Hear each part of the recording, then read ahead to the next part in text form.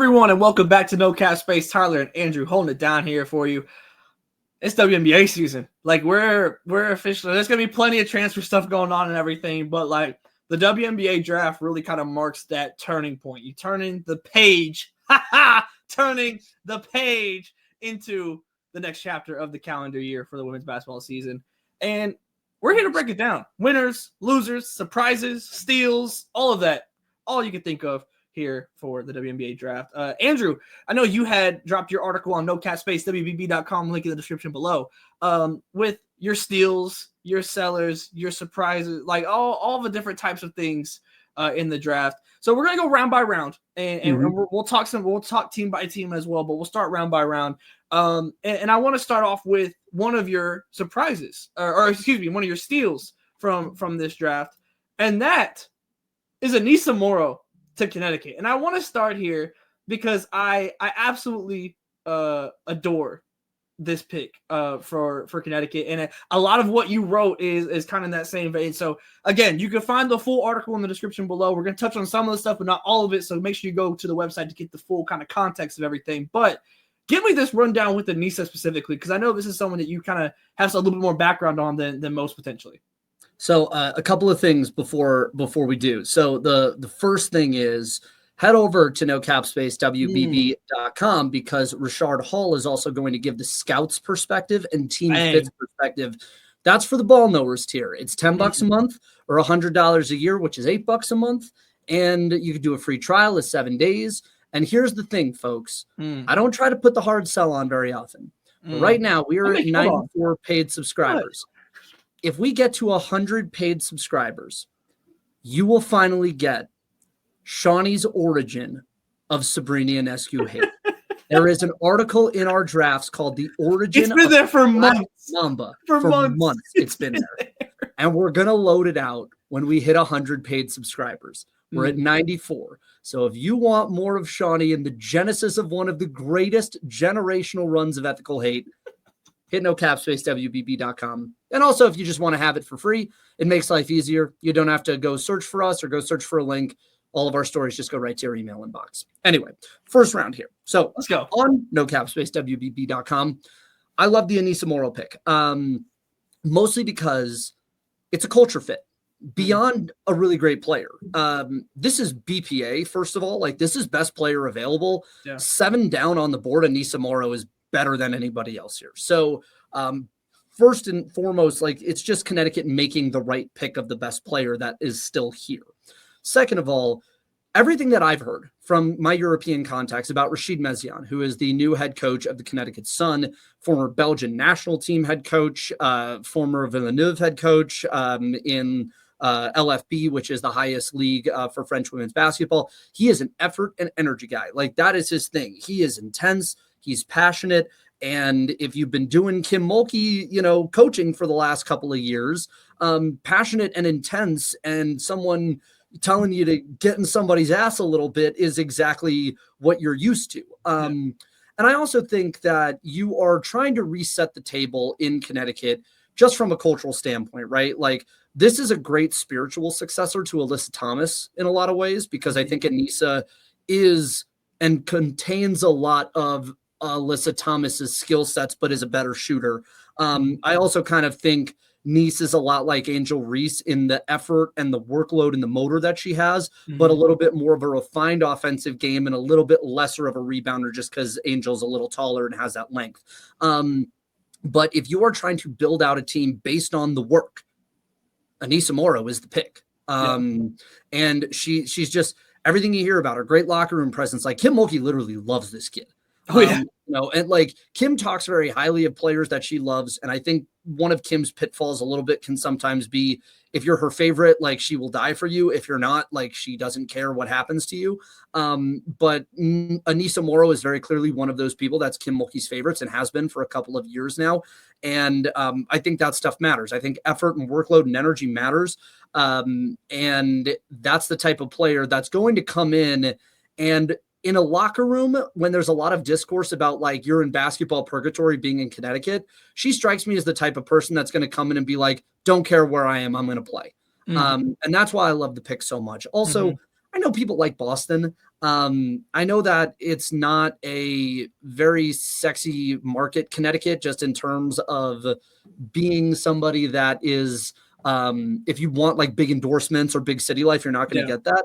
I've always been in the mindset for those who know that know, Norwich and New London, Connecticut is like actually kind of nice. Like you're right on the Connecticut coast, and once this new CBA comes in and you're making good money, like you can buy yourself like a real nice house, like on the bougie Connecticut coast, and like live on the water and, you know, kind of be away from people and live that way. And if that's your steez, then like Connecticut can very quickly become a cool place for you to be.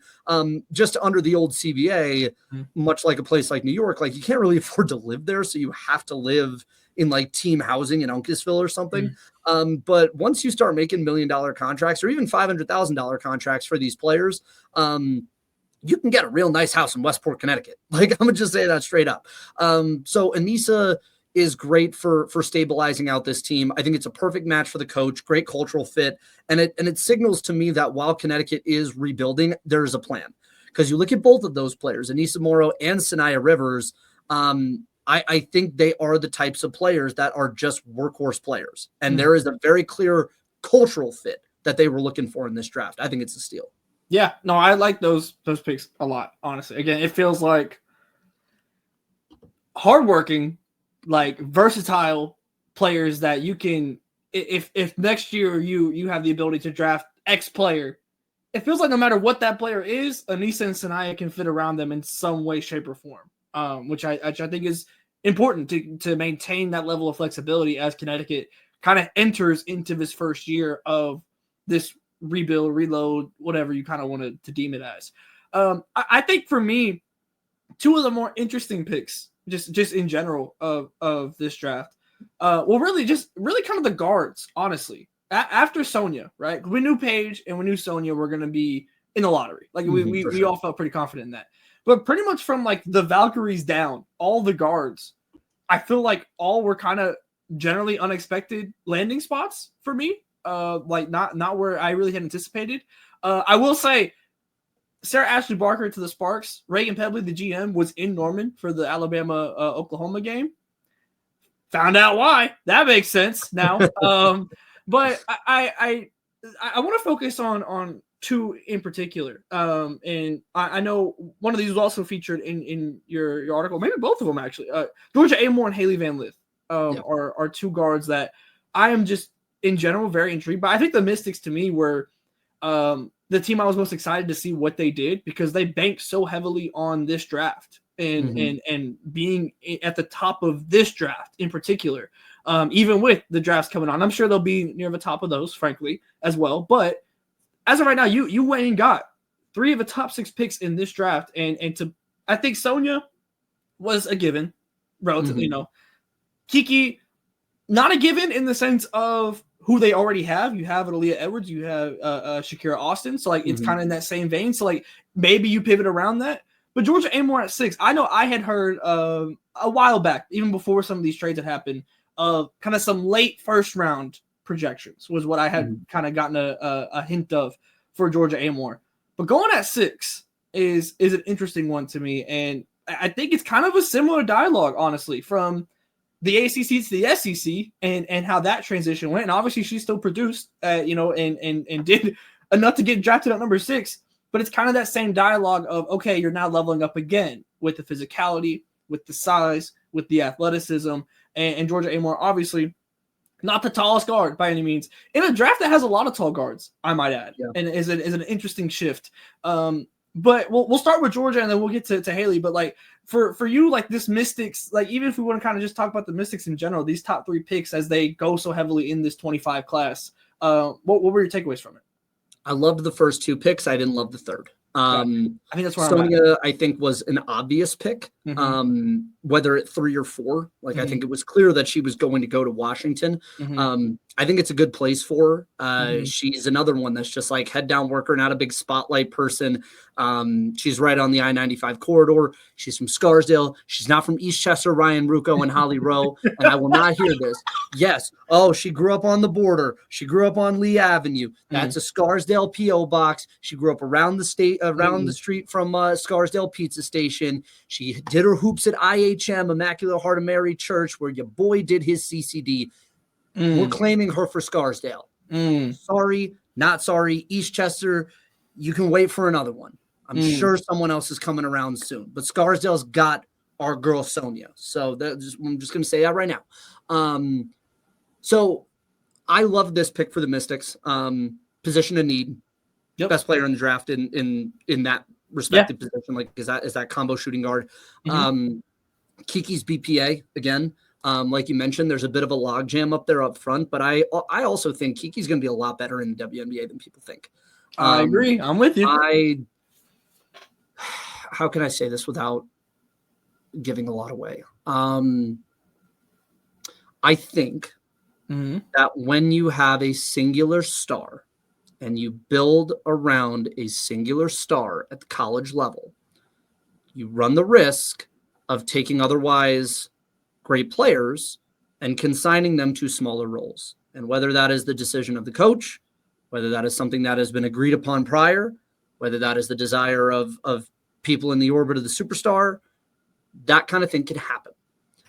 I think this year you saw Kiki Iriafen end up in a team role that we see in the men's NBA a lot, where it's a single guy that does everything, right? Her game is so well suited to the W. She's got the physicality. She can score inside. She can score outside. She got that little Asia elbow jumper. Like, she wears the leg sleeve. She literally models her game on Asia. No, it's as close to an Asia, like 100%. It's close to Asia until Joyce Edwards comes of age. Pretty much. But so I think she's going to be a lot better in the W than people expect her to be. This might be a situation where like that 4 is going to look like a good value pick at a certain point. At 5, Golden State takes Justi Josite, and people might not know this. She was like a real big name a few years back.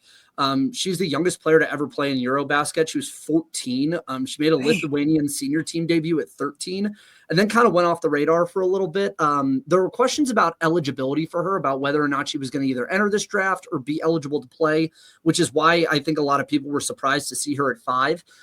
But she has the goods. I will say that. Now to Georgia Amore. Outside of Paige, I feel like you're kind of playing whack-a-mole with the point guards a little bit. Sanaya Rivers, you can make the argument like has a point guardish playmaking tendency, but isn't a great 3-point shooter, which is probably why she's at 8 instead of 6. Haley, played great at TCU this year, but I think defense, at this level is going to be a question. Ditto Isaiah James. Although to be honest, I feel like Isaiah and Georgia here are semi-interchangeable. I think Georgia is the better pure point guard, and I think that's the difference here. I think Georgia is a better playmaker and facilitator, and you need a point guard on that Mystics roster right now.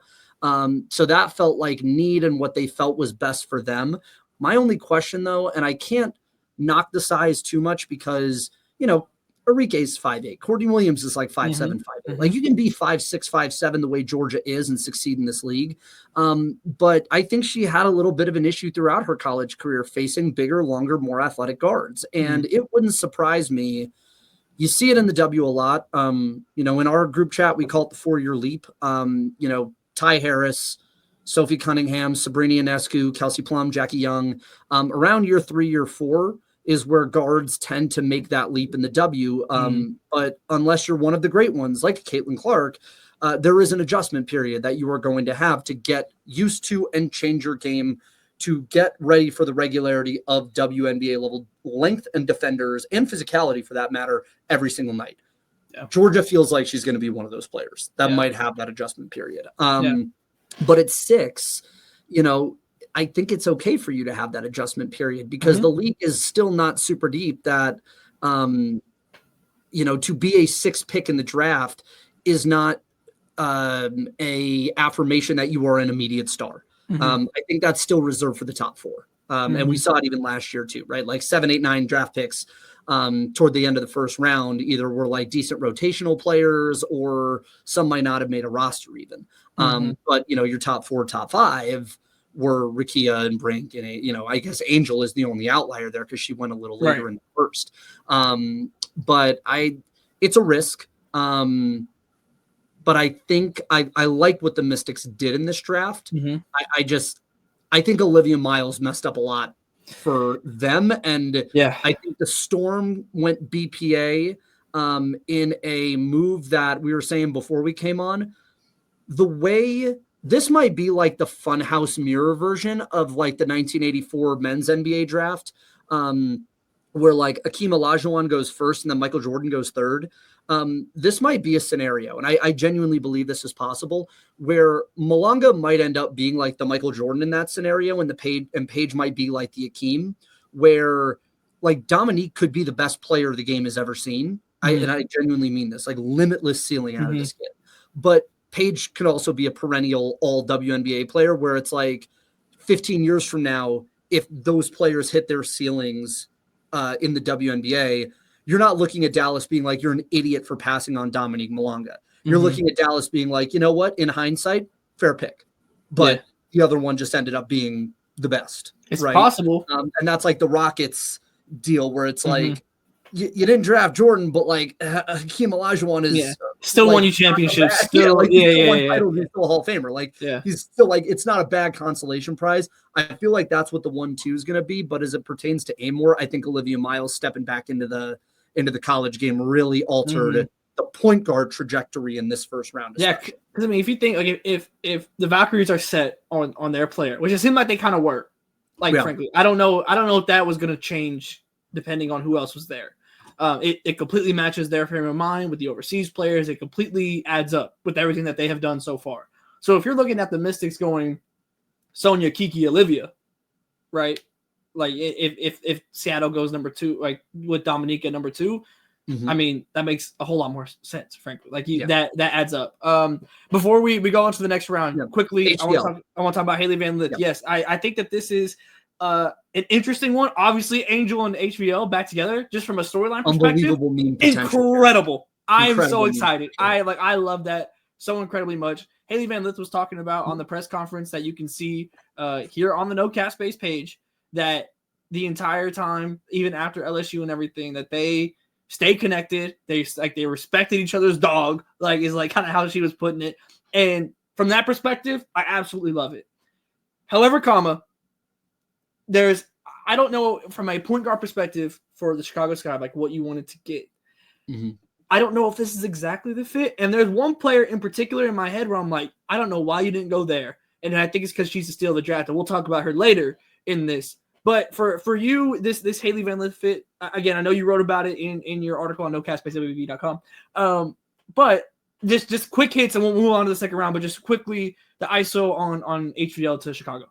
She's got a great mentor in Courtney Vandersloot, great development coach in Tyler Marsh. The only concern I have is on the defensive end, but also teams defend pick and roll so much better in the WNBA than they do in women's college basketball. And if you use Sabrina as the example here, when Sabrina came to the league, and she's the closest analog because she was in that Mark Campbell, Kelly Graves, heavy PNR offense at Oregon, there was an adjustment period where like that bounce pass off the roll wasn't always there. That pick and pop wasn't always there. Like you didn't always have free run to the rim. Sabrina had to adjust her game. I think Haley's a better finisher at the rim and a bit more of an aggressive driver than Sabrina was. And I think that'll help. But I think there's going to be an adjustment period there for sure. I love the Sivka pick also for Chicago. I know people are like, oh, it's a lot of forwards. It's like Sivka to me is another one of these like stretch Euros, and feels like she could end up being like an upgraded Becca Allen is like the kind of ceiling. And Becca Allen just happens to be on the team. So I like that pick too. I think that's a really good one. Yeah, no, I'm with you. I think that makes sense. Again, there's one player that I can't believe dropped far enough that I thought Chicago honestly might take here in the first round. But again, we'll get to them because they're in the third round, which is still insane to me. But let's move on to our second round here. And I'll tell you right now, I think immediately the name that I'm shocked is in the second round is Cheyenne Sellers. I mean, it felt like every mock, every indication was that. I mean, she ends up on the Valkyries. She could have been the number 5 pick in the draft. That's where people were mocking her at. And obviously some injury stuff. And I don't know if that is where the concern kind of comes in. But I mean, goodness, in this kind of wave, I guess, of bigger guards that I feel like that we're seeing, especially in this draft across the board, I feel like there's just generally a whole lot of big guards. Cheyenne Sellers feels like one of the best. And to see her drop down in the second round was pretty damn shocking to me, and a hell of a pick for Golden State to get here as a potential swing and potential home run pick. If you're gonna be mocked going there in the first to get her, that's in the what I'm second, saying. It's crazy. So, but for you, I think you wrote about her as well. We're kind of just hitting on all those, but I'm interested for you, this fit with Golden State. I mean, it feels like the perfect playground for Cheyenne Sellers to figure out what her role or exactly what her play style in the WNBA is going to be. Kind of feels a little Chelsea Grayish, no? Potentially. Cheyenne kind of feels that way. She's a good 3-point shooter, about 40% 3-point shooter. She's a do-it-all guard. She rebounds. She has good court vision. She kind of has that Chelsea Grayishness to her where she plays slow, but not it looks slow, but it's not slow. And if you look at the guards in this Golden State roster or on this Golden State roster, they're box score stuffers for the most part. They are people who were known in college or in the Euro game as people that could rebound, assist, steal, score. And that's what Cheyenne can do. So questions about the knee for sure. I think I'd be really curious to see what the physical was and what the health concerns were. But I think it's a great pick. Plus, again, a lot of good young people to learn under, and it gives her an opportunity to slow play her way in if there is an injury concern. Madison Scott, I think, is a great steal. It's second for the Liberty. I think she was very under discussed this year. That was the Wings. That was a Wings pick? I think Madison so, yeah. Scott? Yeah. Oh my God, it was. I messed up the graphic. I'm sorry. Oh, you're good. But yeah, to me personally, I think Ole Miss has a little bit of the South Carolina-ishness to him, which makes sense because Coach Yeo wants to be Dawn Staley. But there's a lot of equal mouths get fed, but you lose out on figuring out who the stars are. And I think we saw that with Marquisha Davis last year, who went to the Liberty, which is probably why I goofed that. But but Madison Scott, I think, has been under the radar all year. I think she's an incredible player. I think she was great in the SEC. I think you saw little pieces of it during the tournament, especially that Baylor game. And that, to me, feels like a great get for the Wings. Aaliyah Nye, to me, though, man, best pure scorer in the draft from a range perspective. This is a perfect, if not slightly upgraded, Kate Martin. And do this 2 years in a row to find that extra rotational piece, fresh off of losing Kate and fresh off losing Kelsey Plum.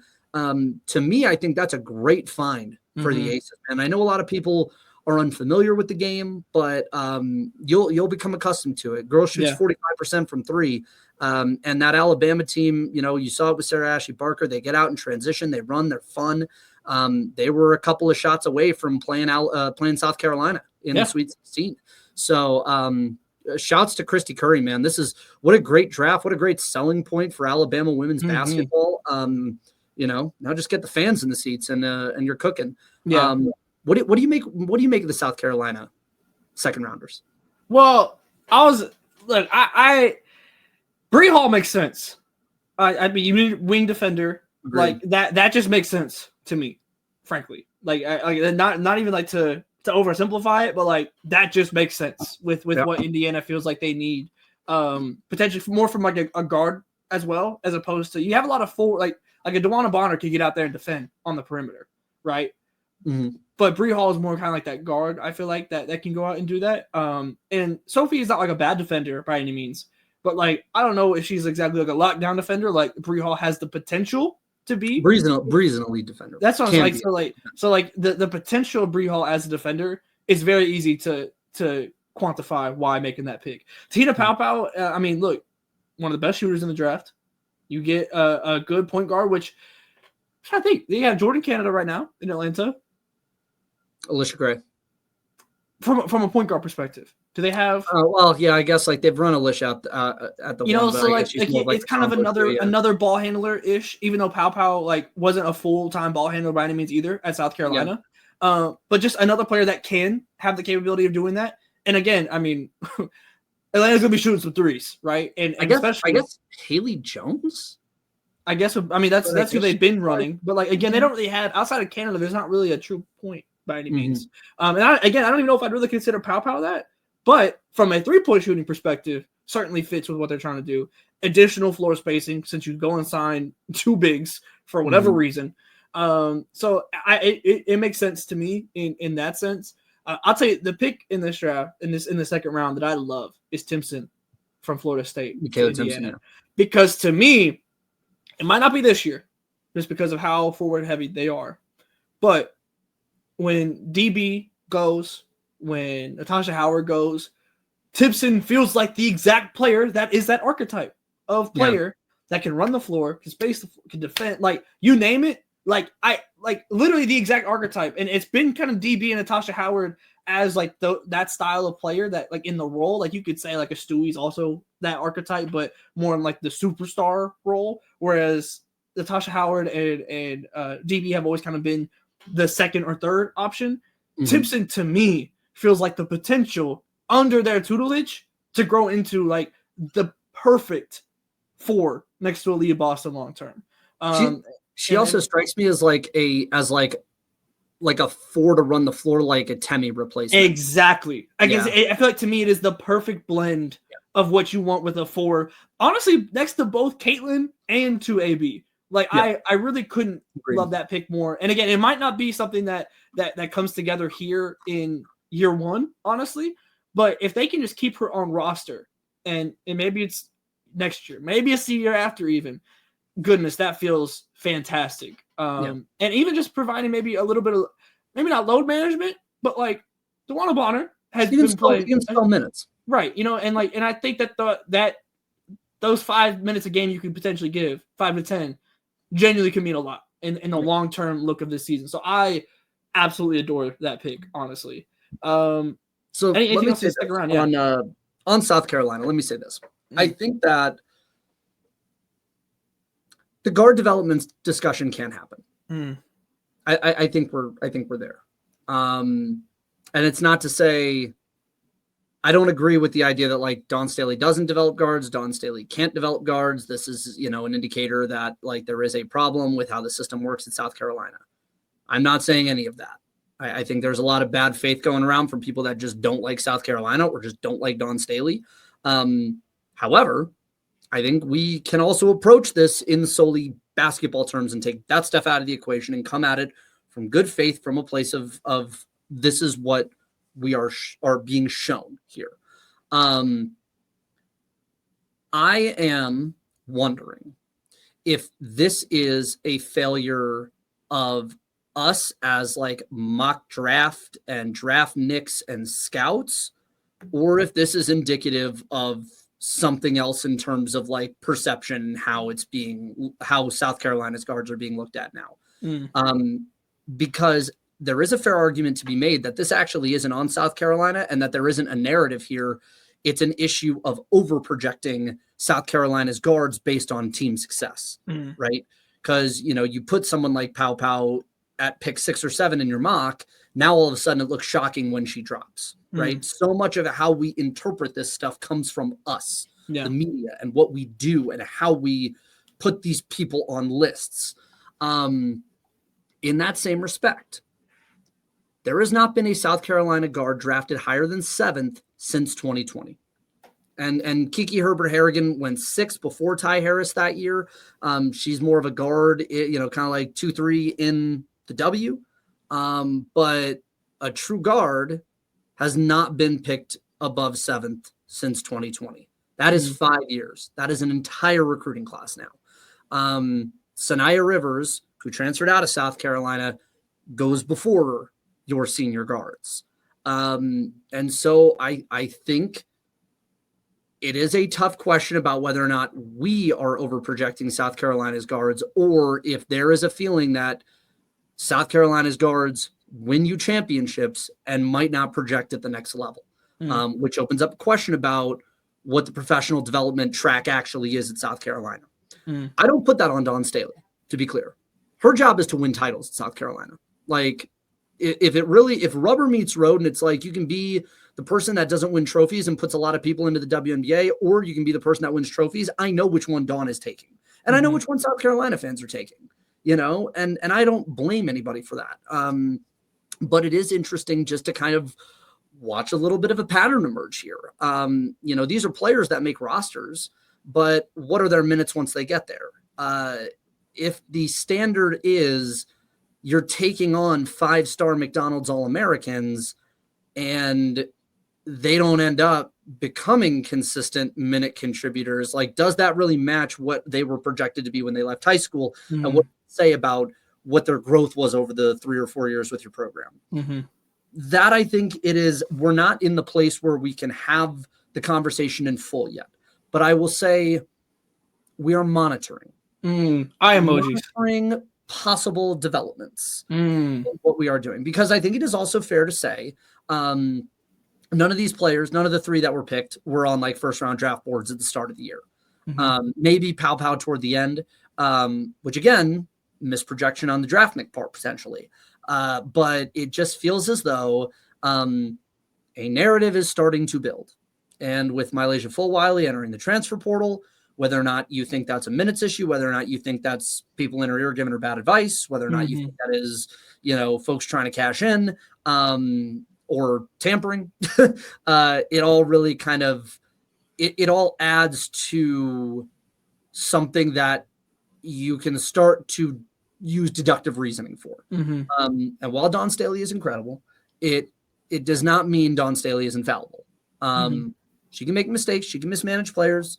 She can call a timeout when she shouldn't be calling a timeout. Like, the trophies and the wins and all of those things mean you have been granted a very long leash in where we can critique you. And there are visions that you see that we do not.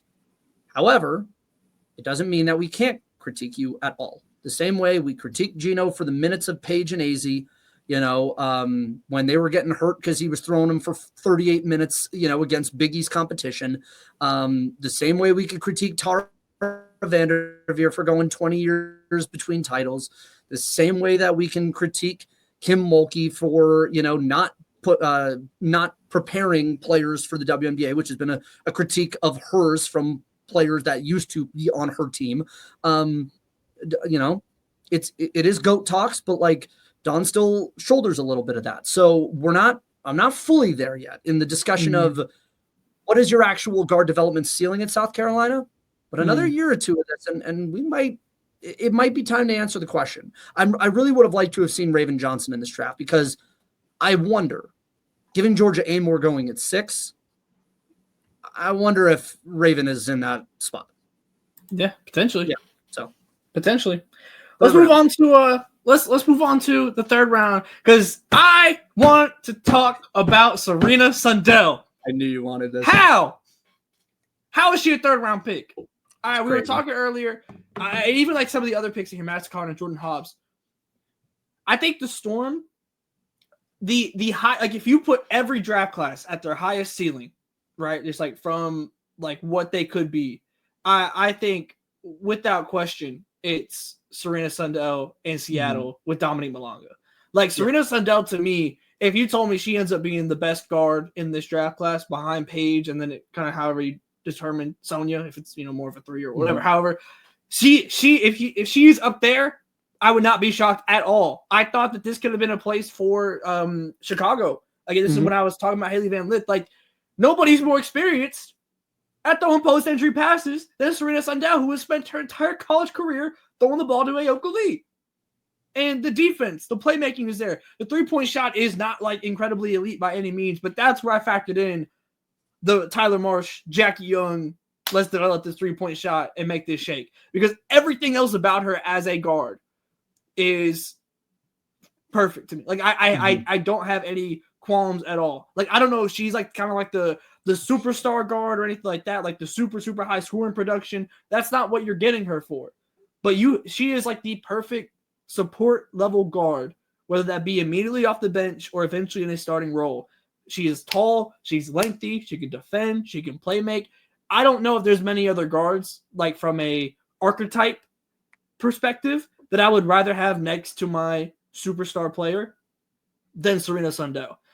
And the other point I want to make here about this third round, Leah King. My stocks, the agenda, baby.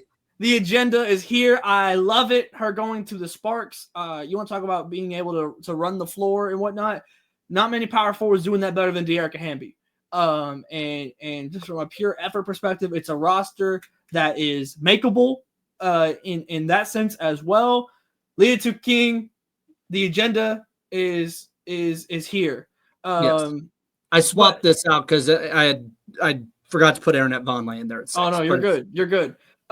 But also like shout out to the Fresno cast base across the board. Like Zay Green, Harmony Turner, Caitlin Chen out the crowd. That was electric. Like you look up and down this drive, even at the top, Sonia, Kiki, like JJ Quinterly right here. Like all of these players, super dope. Like seeing like players, that was a very, very cool experience. A lot of names, honestly, in this third round draft that are like genuine names that I feel like are very, very capable of making rosters and so on and so forth. Your takeaways, what sticks out to you from this third round? Again, I think Dallas did great here. JJ Quinterly, incredible defensive presence. At the very least, she's going to be on a roster, even if she bounces around and is something of a journeywoman. That defense is going to keep her on a roster in the WNBA, at least, on 10-day deals or not. Like she's there. Aaronette Vonleh, another great pick for Dallas. Biggest, tallest, longest person in the draft. Just from a combine measurable perspective, and is someone that can kind of sit and occupy that 5 spot. Yvonne Ejim's great. I think she's a really underrated player, mid-major player of the year last season for Gonzaga. International experience. She went to the Olympics with Canada this season, even though she didn't play very much in Paris, but kind of built in the mold of Aaliyah Boston a little bit, not as big. But I think is a very traditional back to basket player, but also kind of played in a Gonzaga system that was very like threes and layup oriented. Right. So I think she's a really good person to just kind of have bolster your roster. Madison Connor's a great shooter here. Leah King, as you mentioned, is just a total do-it-all player, effort player. Caitlin Chen back in California. She's an LA kid, but in San Francisco, that's an awesome thing for her. Zay Green, multifaceted box score stuffer player, reminds me a lot, just from like a sheer numbers perspective of Veronica Burton. And the same way that like VB was able to get on a roster just by being someone who could do everything. I think Zay's going to be that player too. And then Harmony Turner, big Daisha Fair vibes. I kind of love this from the Aces where it's like you might not be the biggest player. There's some like clear reasons why a WNBA team would not draft you, but like you get buckets. So fuck it. Like we'll bring you into training camp and like see if you can hang with us. Right. Yeah. And I feel like they did the exact same thing last year with Deasia Fair from Syracuse. They did it with Harmony Turner here from Harvard. Absolutely love that pick. Pick 13 on both ends, by the way. Rhea Marshall in the second round, and then Aja Kane, I guess, from France, who's probably going to be a draft and stash for the Liberty anyway. But I think there's a lot of good here. Taylor Thierry, first Ohio State player in him. Well, no, JC Sheldon won last year, but good grouping from Ohio State, like continuously putting out WNBA players. Jordan Hobbs pick is nice. There's a lot.